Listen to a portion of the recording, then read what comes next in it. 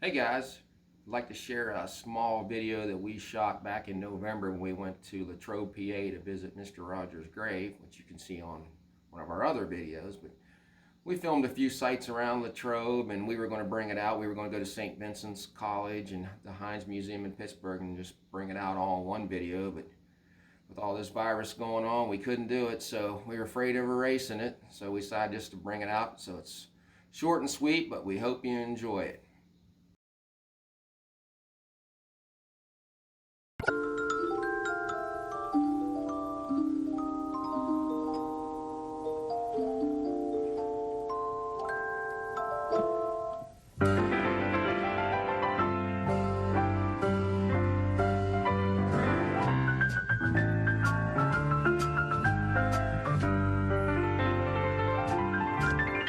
It's a beautiful day in this neighborhood, a beautiful day for a neighbor.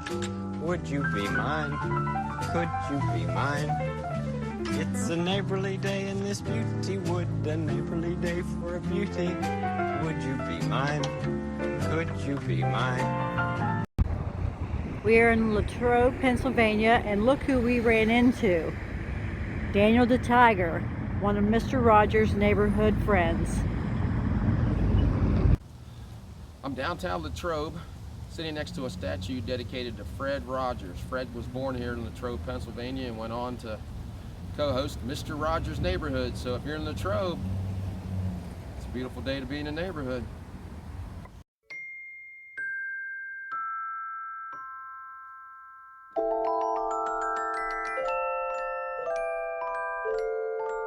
I'm standing in front of the house that Fred Rogers was born in, and met a very special guest here who's going to come and explain the history of this house to you. So we'll take a quick look at it. Fred was born March 20th, 1928 to the son of James and Nancy Rogers. And on a side note to that, Nancy knitted sweaters for the Army men. So I don't know if that's where Fred got the sweater idea, but we'll have to wait and see. I'm here with Fred Rogers' cousin. He's going to give us a little history on the house behind us. Hi, my name is Jim Okonak, born and raised in Latrobe. This is the McFeely house, F.B. McFeely and Nancy K. McFeely. Fred was born here, but it was not his home. His home is at 737 Weldon Street. That's where he grew up as a child. But born here, and his mother, of course, was raised here. This is 705 Main Street, Latrobe, Pennsylvania.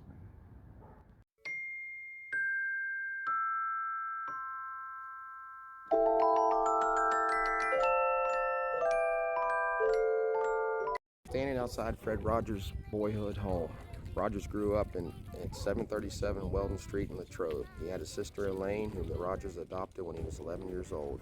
He spent much of his childhood alone, playing with puppets, and also spent time with his grandfather.